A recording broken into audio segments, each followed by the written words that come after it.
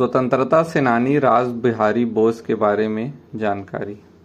भारतीय स्वतंत्रता संग्राम के इतिहास में रास बिहारी बोस का नाम एक ऐसे महान क्रांतिकारी के रूप में दर्ज है जिन्होंने देश के भीतर ही नहीं बल्कि विदेशी सरजमी पर भी आज़ादी की अलख जगाई। वे आज़ाद हिंद फौज के मार्गदर्शक और एक कुशल संगठनकर्ता थे। उनका जीवन देश प्रेम, अदम्य साहस और कूटनीति का एक अनूठा उदाहरण है। शुरुआती जीवन और क्रांतिकारी विचारों की शुरुआत।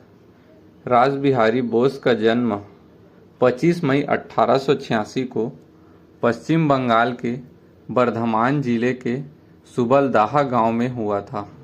उनके पिता का नाम विनोद बिहारी बोस और माता का नाम भुवनेश्वरी देवी था।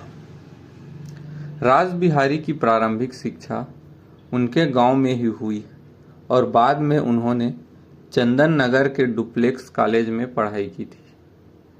उस समय चंदन नगर पर फ्रांसीसियों का शासन था, जिसके कारण वे 1789 की फ्रांसीसी क्रांति के स्वतंत्रता और समानता के विचारों से बेहद प्रभावित हुए। बचपन से ही वे ब्रिटिश सरकार के अत्याचारों और अकाल की विभीषिका ने उनके मन में अंग्रेजी शासन के प्रति गहरा असंतोष भर दिया था। पढ़ाई पूरी करने के बाद उन्होंने कुछ समय अलग अलग नौकरियां की और अंततः देहरादून के वन अनुसंधान संस्थान में एक लिपिक यानी कि क्लर्क के रूप में काम करने लगे। लेकिन उनका असली लक्ष्य देश की आज़ादी था।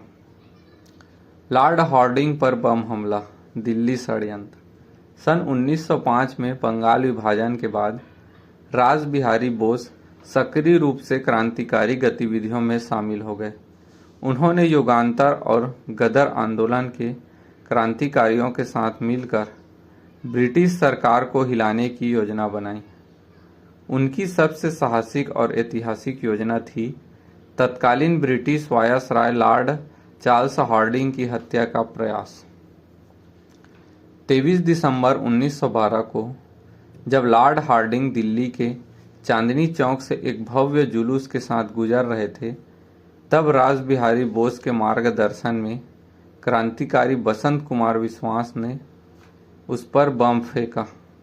इस धमाके में वायसराय गंभीर रूप से घायल हो गया, लेकिन वह बच गया।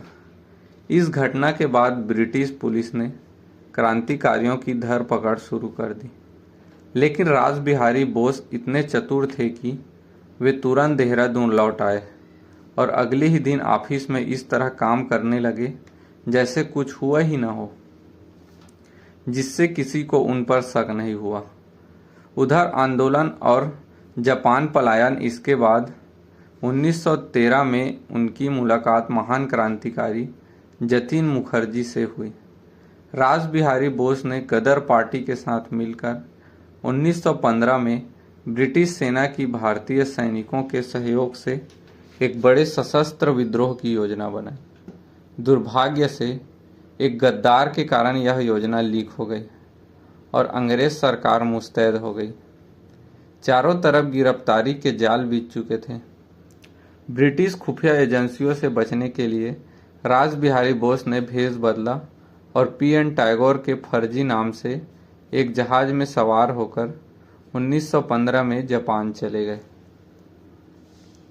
विदेशी धरती पर संघर्ष और आज़ाद हिंद फौज का गठन। जापान पहुंचने के बाद भी उनका संघर्ष थमा नहीं। शुरुआत में अंग्रेजों के दबाव में जापानी सरकार भी उनके पीछे पड़ी थी, लेकिन वहां के कुछ राष्ट्रवादी नेताओं ने उन्हें शरण दी। उन्होंने जापानी महिला तोशिको सोमा से विवाह कर वहां की नागरिकता ले ली ताकि वे सुरक्षित रहकर भारत के लिए काम कर सकें। द्वितीय विश्व युद्ध के दौरान जब जापान ने दक्षिण पूर्वी एशिया में ब्रिटेन सेनाओं को हराया, तो रास बिहारी बोस ने इस अवसर का लाभ उठाया। उन्होंने मार्च 1942 में टोक्यो में एक सम्मेलन आयोजित किया और भारतीय स्वतंत्रता लीग की स्थापना की। इसके बाद जून 1942 में बैंकॉक सम्मेलन में उन्होंने आज़ाद हिंद फौज यानी इंडियन नेशनल आर्मी के गठन की घोषणा की, जिसमें कैप्टन मोहन सिंह द्वारा इकट्ठा किए गए भारतीय युद्ध बंदी सैनिक शामिल हुए। सुभाष चंद्र बोस को कमान सौंपना और अवसान रास बिहारी बोस जानते थे कि इस आंदोलन को आगे बढ़ाने के लिए एक युवा और ओजस्वी नेता की जरूरत है। इसलिए उन्होंने नेताजी सुभाष चंद्र बोस को जापान बुलाया। 1943 में सिंगापुर के एक ऐतिहासिक समारोह में रास बिहारी बोस ने आज़ाद हिंद फौज और भारतीय स्वतंत्रता लीग की कमान सहर्ष नेताजी सुभाष चंद्र बोस को सौंप दी। नेताजी ने उन्हें आज़ाद हिंद फौज का सर्वोच्च सलाहकार बनाया। लगातार संघर्ष और गिरते स्वास्थ्य के कारण 21 जनवरी 1945 को टोक्यो, जापान में इस महान देशभक्त का निधन हो गया। जापान सरकार ने उनके सम्मान में उन्हें वहां के सर्वोच्च नागरिक सम्मान Order of the Rising Sun से नवाजा था। रास बिहारी बोस का जीवन हमें सिखाता है कि यदि मन में अटूट राष्ट्रभक्ति हो तो विपरीत से विपरीत परिस्थितियों में भी देश के लिए सर्वोच्च अर्पण किया जा सकता है।